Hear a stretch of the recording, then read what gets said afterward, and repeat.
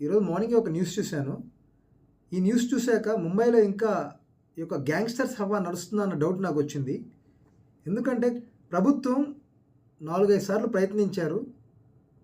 Mumbai underworld డాన్‌గా ఉన్నటువంటి Dawood Ibrahim mother పేరు మీద కొన్ని ల్యాండ్ పార్సెల్స్ అయితే ఉన్నాయి. దాదాపుగా రత్నగిరి డిస్ట్రిక్ట్‌లో ఖేడ్ అనే ఏరియాలో 4 ల్యాండ్ పార్సెల్స్ ఉన్నాయి. అన్నీ కలిపితే 20 లక్షలు విలువ చేస్తాయి.